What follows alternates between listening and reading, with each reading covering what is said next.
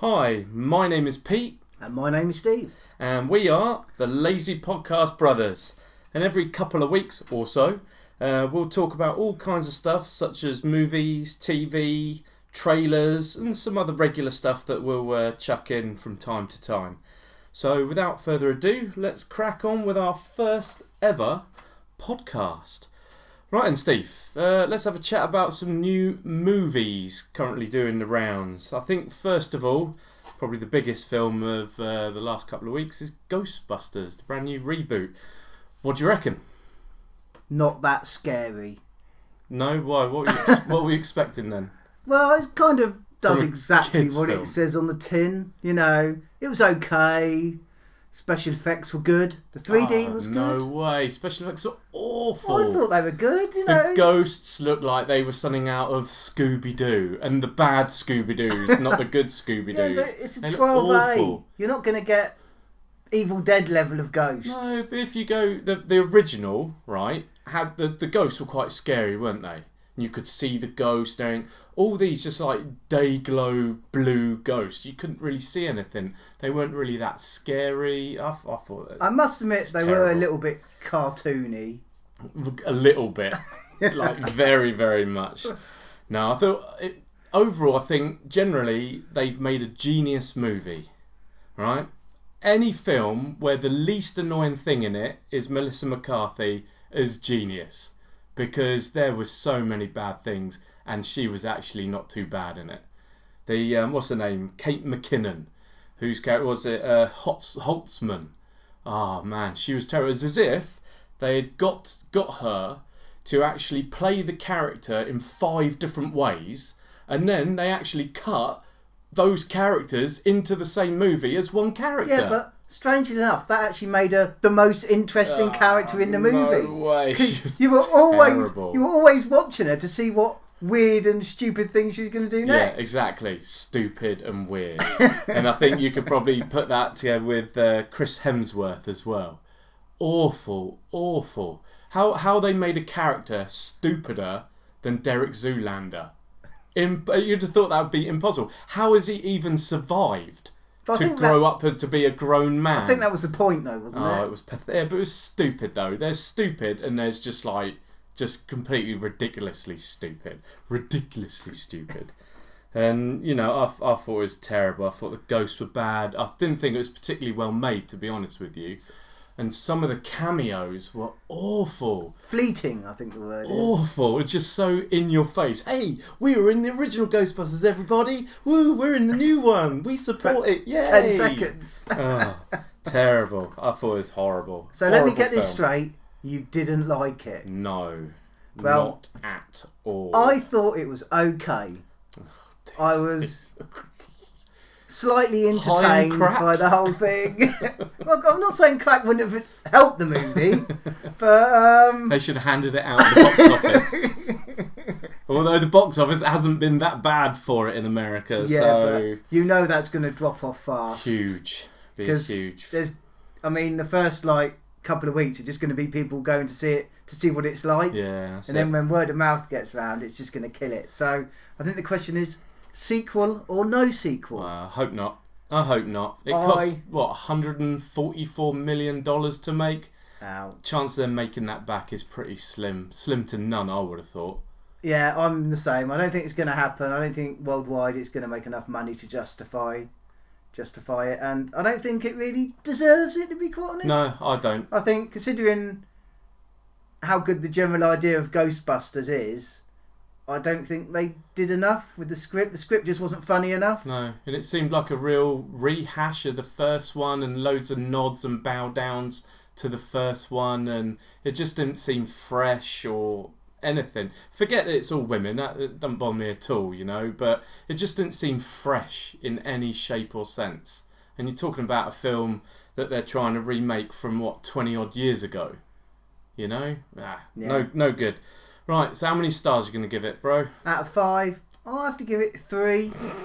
It was okay. 1. 1. Yes, but they did remember to turn the camera on. Oh yeah, only just, I think. So Right, so that's our take on Ghostbusters. I'm saying it's a load of crap, but Steve's saying it's not as crap as he thought it was going to be. So what else have we got then, Steve?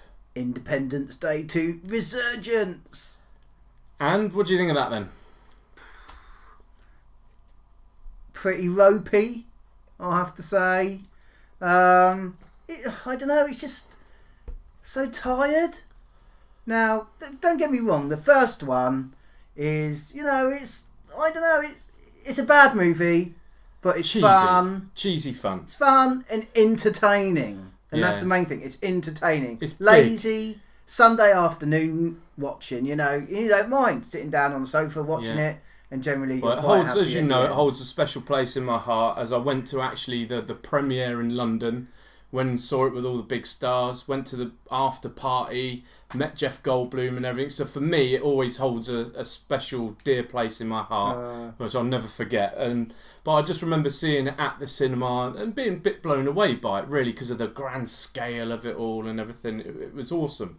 But then this new one, they've made it even grander scale, but so grander scale that you kind of think, well, how big is it? Yeah, it comes off. How big is the shit stupid. now? Stupid. It just comes off stupid. Wow, the shit that's alien spaceships as big as the Atlantic Ocean now. But you never feel, you never quite grab the scale of it. Whereas the other one, the scale was just right because it was so big. You think, wow, this is amazing. But this one's going, well, what? How big is it? I don't get it. And then and there's loads of stupid moments in which you kind of expect, but at the same time you think, let's ground it in a little bit of reality at least. Films have moved on since the original, and it looks like this script was written the week after the first one came out. Yeah, on a fag packet. And it's just really tired. Yeah. And just as you think certain scenes are going to get going, like when they, bit of a spoiler, when they... Oh well, no spoilers. No spoilers, Steve. No spoilers. I know most people who are going to go and see this film should have already seen it by now anyway, but let's not spoil it for anybody. Okay, so, fair enough. But like I said, bit too many stupid things. Bigger's definitely not better in this case. They've tried to make it really massive and big, and in it, I don't think it worked at all, to be honest with you. But it was still enjoyable, had some quite good stuff in it. Jeff Goldblum was his usual Jeff Goldblum self. Good fun and everything there.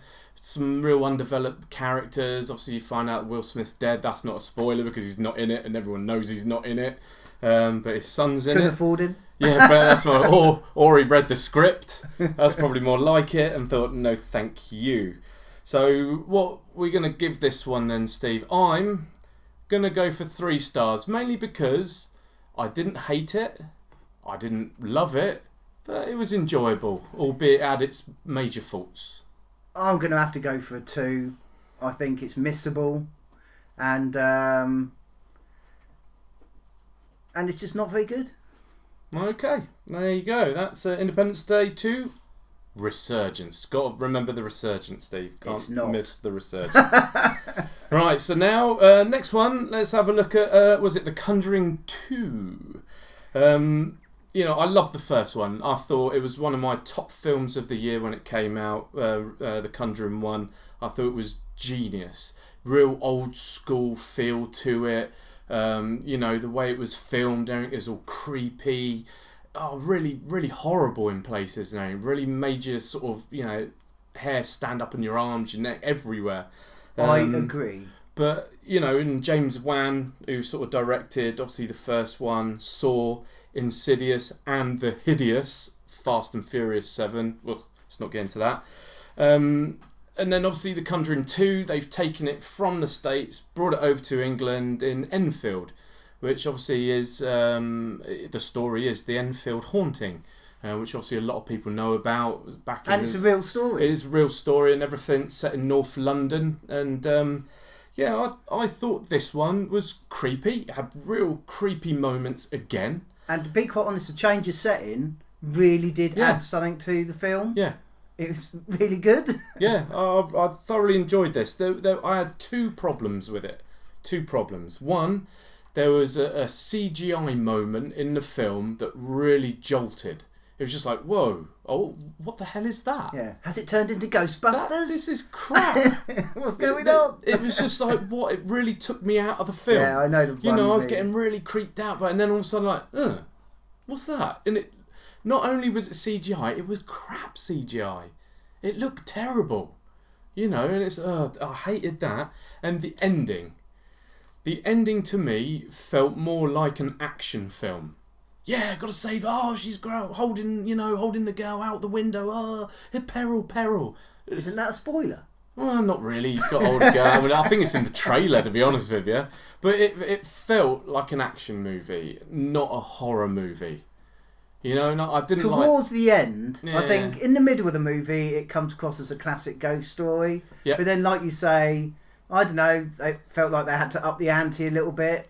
And you had that crazy CGI moment, and then the ending, like you say, it turned into a bit more of an action movie, and that was a bit too jarring. Yeah. It felt a departure from what it felt like in the first 3/4 of the film. It felt like they kind of stopped it and thought, hey, hold on, let's make an action film now with a ghost in it.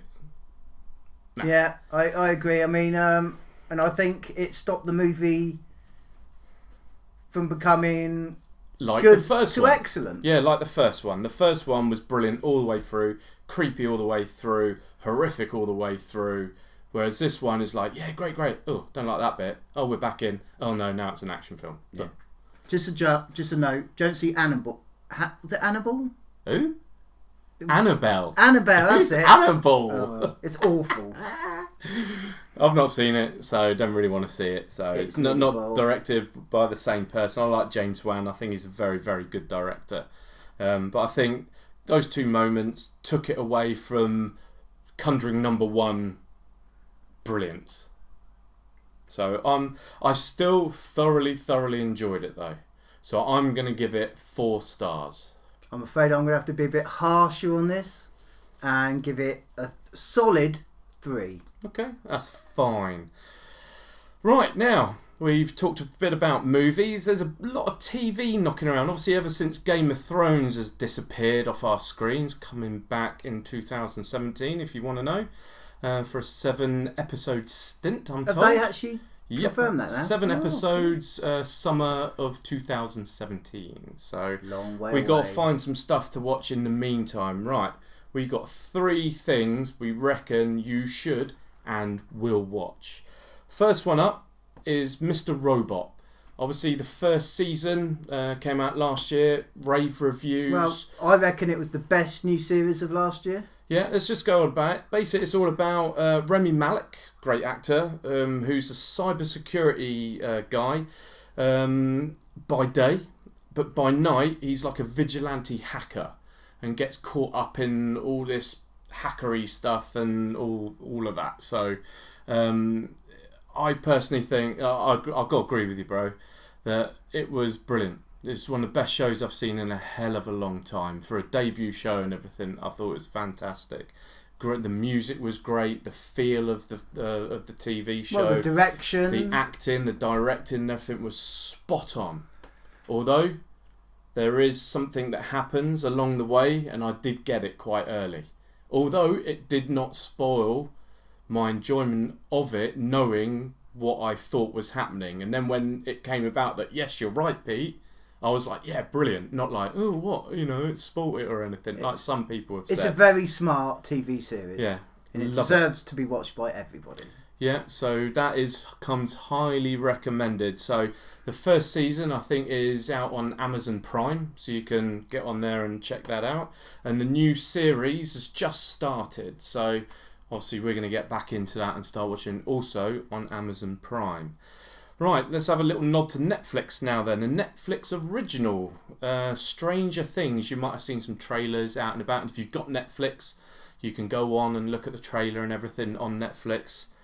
We watched the first episode the other day, didn't we, Steve? Yeah. And I, for one, thought it was fantastic, intriguing. I loved the kind of ambling 80s sort of vibe that it had.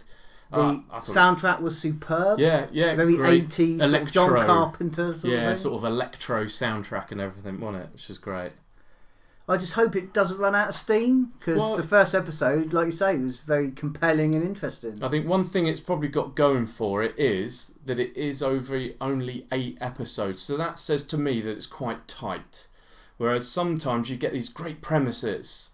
Again, I could say maybe about like Preacher. I get great premise and everything, and I think that kind of feels like they're dragging it out a little bit, which is a real shame. But with this, hopefully they've got a great premise. And they're gonna, make it quite nice and tight over sort of like 8, 50-minute episodes. So, but we'll see. I think that's one we're gonna have to start binge watching, because it's all up on Netflix. So, you could really binge it. Exactly. So it's all there. So you could watch it all in a day if you wanted to. So guys, watch it and let us know. Let us know what you think. Yeah. So we'll let you know what we think later on after we've watched it all, or we'll just sort of drop in every now and then, have a little chat about it. Again, we don't want to really sort of give away any spoilers or anything, so don't worry about that. So anytime you sort of tune into one of our podcasts, we can tell you now, we'll do our very, very best not to spoil anything for you. Right, a TV show that I really love, Ray Donovan. Yay. Real nasty little TV show, all about a kind of fixer in LA. And his family life and how it's been affected. And how it's been affected by his past and what he does now, and how he tries to be a good guy, but people kind of pull him back. Yeah. And it's very, very good and very compelling TV. He's very good at what he does as well. His character, the actual Ray Donovan character, is extremely good at what he does. So I think the reason why he gets pulled back in is because obviously they offer him shitloads of money to do it, or someone in his family does something, so he has to get him out of a shithole to try and get the family back together and everything. Yeah, and so some of the things you go, how the hell is he going to get out of this? Which is brilliant. And then he does. And he always does, which is fantastic. I love that about it. Well worth watching. My favourite character in it is Mickey Donovan, which is Ray Donovan's dad, played by John Voight. Worst dad ever. Brilliant. He's absolutely brilliant. He cracks me up. He's such a loser, and he's such a chancer. And he's a guy that comes up with all these crazy harebrained schemes. And they're good plans, but they never actually work. No, because he just gets idiots to help him do it. So definitely one to watch. Obviously the new season's just starting, I think. So, how many seasons? This is the 4th season, is it? I think so. Yeah. So that's. Is it on Netflix? No. Oh, I think Ray Donovan might have been on Sky, I think. So you might pick it up on Sky Atlantic. So that'll be the place to watch it there, I reckon. Right, so that's a bit of TV out the way. So, if you like any of those, let us know. Give us a shout out for any of those. But we've watched a lot of trailers. New trailers There's been coming lots out. of new trailers. So let's have a sort of shuffle through a few of these just to let you know what we thought. Rogue One, which is not really a trailer so much. It's Rogue One, a Star Wars story, to give it its full title. It's more of a celebration reel from the sort of Star Wars celebration last weekend. Well, they did the same thing London. For the first Star Wars movie, didn't they? When they did a little making-of feature. Yeah, which was good. So it had the director in Gareth Edwards, who sort of big fan of his. We met up at Fright Fest in London, who directed Monsters. If you've not seen that, watch it. It's great low-budget movie. And also, obviously, the massive, huge blockbuster Godzilla as well, which I thought was excellent. Loved it. And obviously, you got a new poster out there as well, which looks really good. Albeit it did look something out of Battlefront, also, which one of my mates told me. Which, when you look at it, you think, yeah, actually, it could be like a PC game or something. But yeah, some interesting footage, and now I'm really excited by it. Well, how can you not be? It's brilliant director, a Star Wars war movie. How could you not want to go and see it? So, I can't wait. Yep, that's going to be a good one, I reckon. Is that out Christmas, I think, that one? Yeah, book your tickets now. Well, maybe. Well, don't you keep it. There you go. Give it a try if you want. Check down your local Cineworld. They might kick you out, but there you go. Another one, bit of a low-budgety one. This one, a film called Goat. All about 2 brothers that join a college fraternity, and then in Pledge Week it all goes wrong, and what a shock. Get into trouble and stuff. Yeah, all the jock douchebags and stuff telling them to eat poo and stuff. and beat each other up. And that, it didn't look too bad. James Franco's in it somewhere along the line as one of the main guys. He's always watchable. I wasn't that impressed by the trailer, but I love the director. So I really want to see it. You know, because of the director, basically. Yeah, it could be an interesting one, that one. I think that could be an outsider, that one. Right, for all you Jean-Claude Van Damme fans out there, you've got the new Kickboxer Vengeance, obviously, which is a remake of the 1989 original Kickboxer with Jean-Claude Van Damme. How can you not want to see this movie? It looks incredible. How incredible does it look? You've got Dave Bautista in it. Obviously, you've got Jean-Claude Van Damme, who's now the teacher and everything. And then you've got loads of like MMA fighters in it, like who is it, Georges St. Pierre and Cain Vasquez and stuff. Gina Carano I saw in it as well. Yes, definitely want to see it now. And she's tasty and can kick your ass. That's what more do you want from a woman? It looks awesome. I'm definitely up for watching this. Yeah, it looks so bad it must be good. Yeah, exactly, like the original. What else have we got? We've got then A Monster Calls. New sort of fantasy drama with the voice of Liam Neeson, Felicity Jones, Sigourney Weaver, Toby Kebbell, who's a great actor. Directed by J.A. Boyana, who did The Impossible.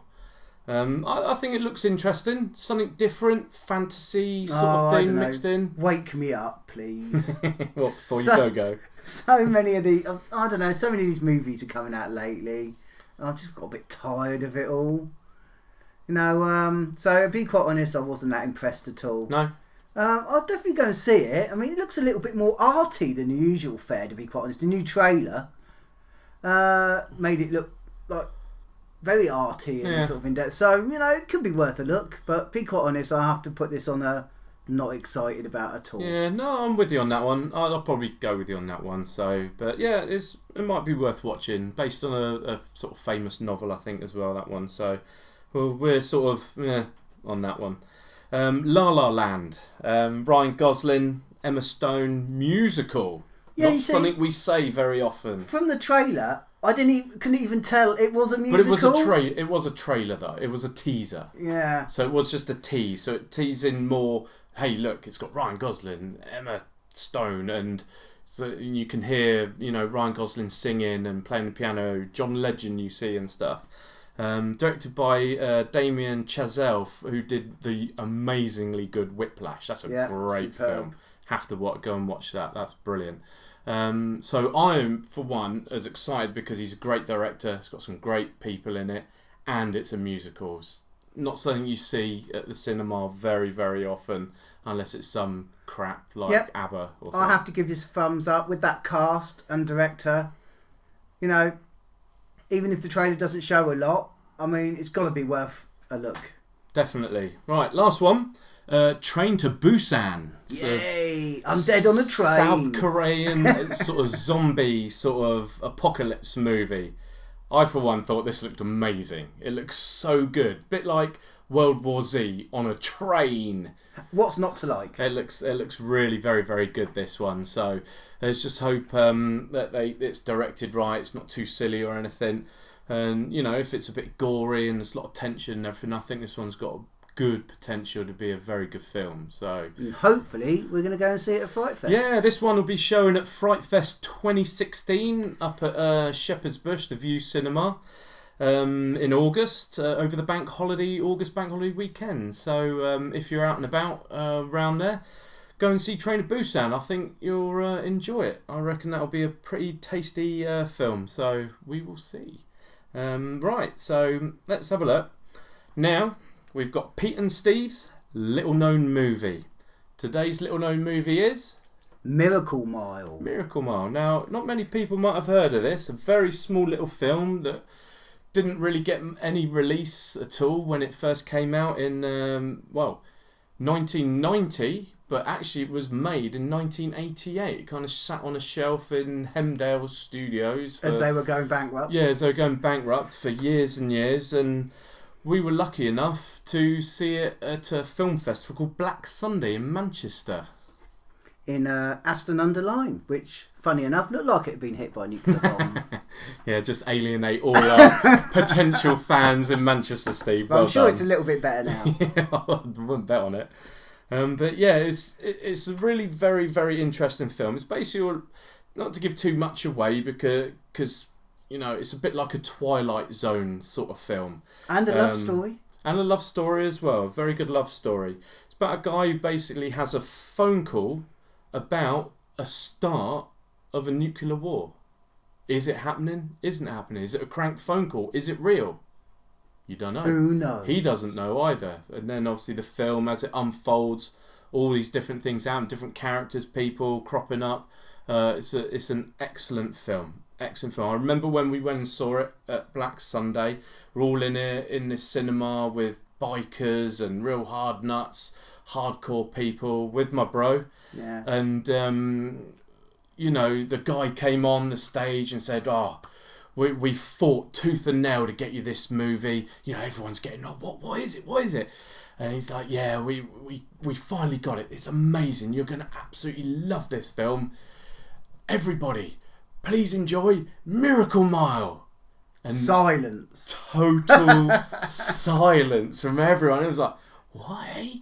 Well, I kind of remembered it because I remember seeing the Tangerine Dream soundtrack in HMV. And I always go, because I love a bit of Tangerine Dream, as we all do.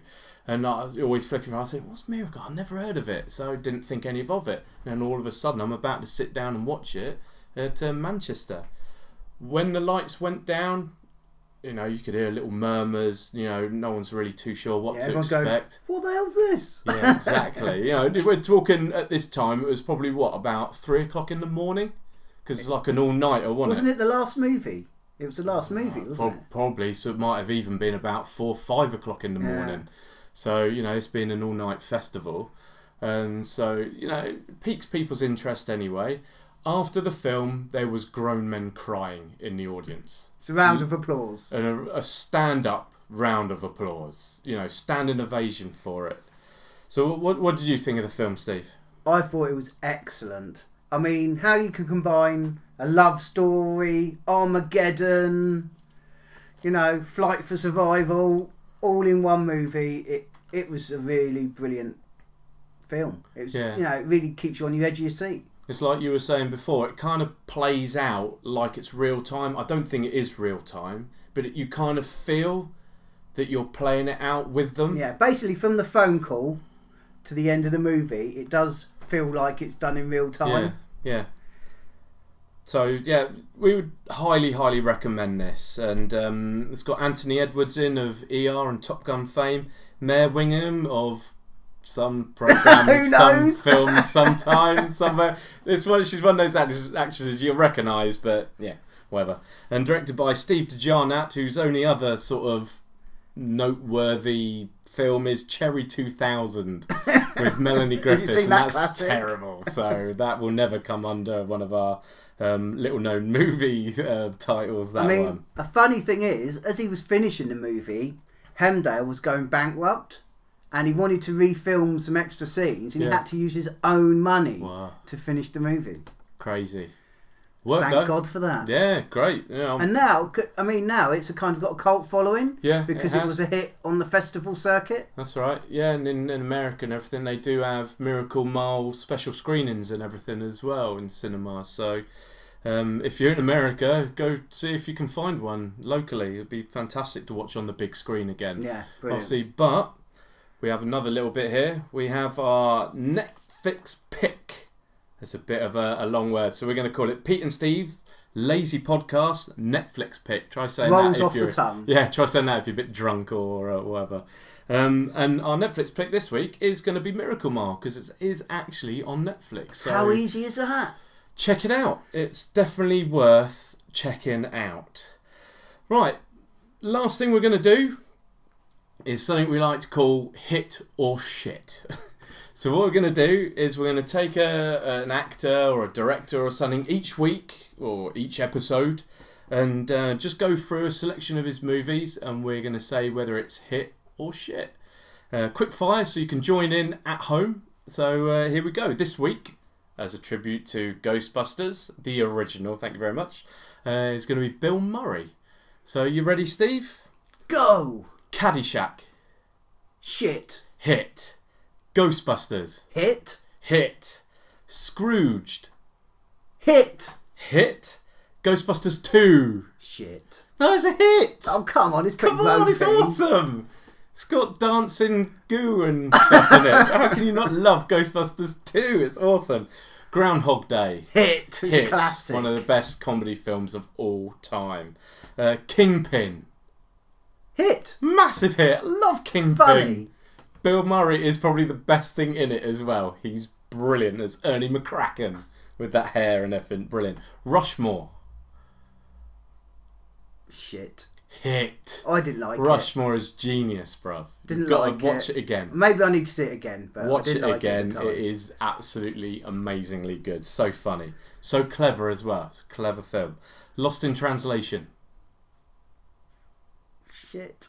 I'm going to get so much hate for this. Lost in Translation is a beautiful, wonderful movie. But it's boring. I love it. And it's got a brilliant first shot of Scarlett Johansson's butt. How can that be shit? It's hit all the way from the first beginning. Broken Flowers. Hit. Yeah, I'd say hit. Took me a while to remember which film that was. But yeah, that's when he goes searching for his son. Long lost son or something. Yeah, Yeah. and he just I goes back really and liked talks it. to all his old flames and girlfriends and wives and stuff. So Very never good go film. back. Yeah, never go back, as he finds out in the film. And last but not least, The Royal Tenenbaums. Shit. With a capital S. I'm gonna go for hit. Oh, really? Hit, but only just. Oh. It's nowhere near as good as Rushmore, but yeah, it's all right. It's all right. So I'm gonna go for hit on that one. No. Overruled. Whatever. Right, that's it. That's the end of the podcast. So if you enjoyed the podcast, please let us know. Please follow or whatever. Hit like and tell everyone. Share it. Do all those sort of things. And if you didn't like it, then bollocks to you. So That's a very English thing to say. Such is life. So yeah, well, we'll keep doing this. And obviously, remember, this is Pete and Steve's Lazy Podcast. So we'll get the next episode. Who knows when the next episode's going to come up? We'll get the next episode to you when we can. All right. Thanks very much, people. Peace. Bye.